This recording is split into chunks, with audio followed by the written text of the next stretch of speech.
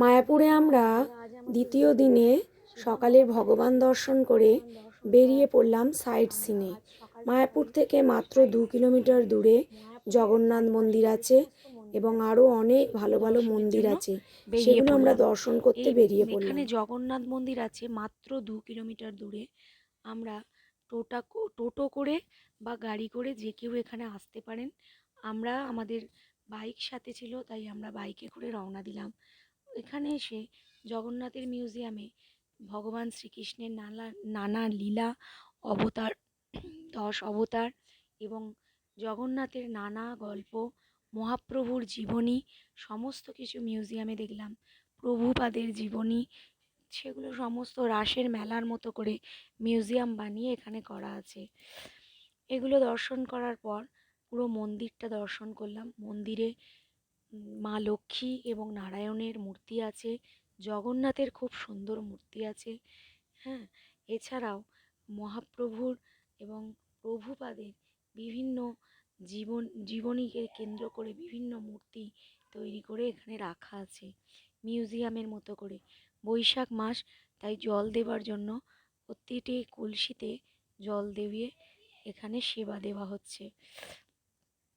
এরপর আমরা প্রভুপাদের সমস্ত মিউজিয়ামগুলো দর্শন করার পর ভগবান শিবের একটি মন্দির আছে, তার উদ্দেশ্যে আমরা এগোলাম।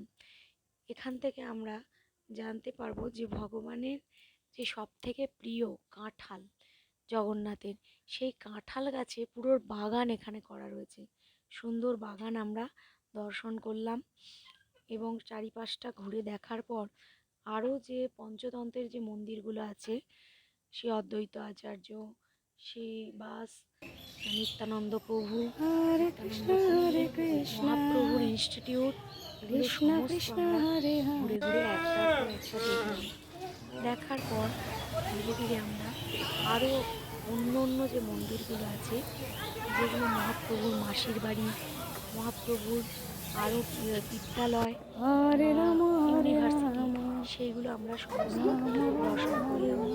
মায়াপুর থেকে এগুলো বেশি দূরে নয়, গাড়ি করে মাতাজিরা গাড়ি করে এই দর্শন করছেন, ভিতর অবধি টোটো নিয়ে যাচ্ছেন, দর্শন করছেন। এখানে একটা শ্যাম কুণ্ড রয়েছে, যেই শ্যাম কুণ্ডে এক একটা মাছের সাইজ, মৎস্য অবতারে ভগবান জন্মেছিলেন বলে মাছকে কখনো এখানে হত্যা করা হয় না, মাছকে এখানে পুজো করা হয়। তাই মাছের এক একটি মাছের সাইজ 5 থেকে 10 কেজি। সেই মাছগুলিকে যখন খেতে দেওয়া হয়, খুব শীঘ্র সেই মাছগুলো এসে খাবারগুলো খেয়ে চলে যায়। খুবই আনন্দ সহকারে এগুলো দেখলাম। জয় শ্রী নিত্যানন্দ, শ্রী অদ্বৈত আচার্য, শ্রী বাস, সবাইকে প্রণাম জানিয়ে আমরা দুপুরের খাবার সেরে তারপর আমরা চলে আসলাম বিষ্ণুপুর হল্টে, যেখান থেকে আমরা ট্রেন ধরে হাওড়ার উদ্দেশ্যে রওনা দেব।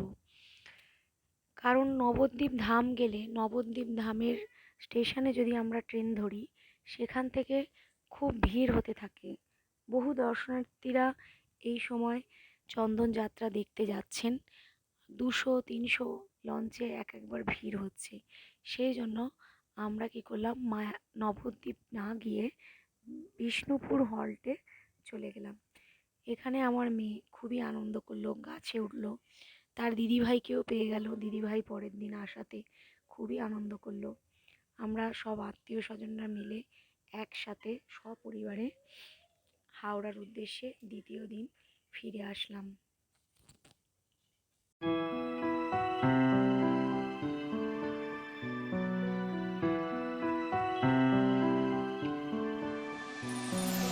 Namaste Narasimhaya, Namaste Narasimhaya, Namaste Narasimhaya.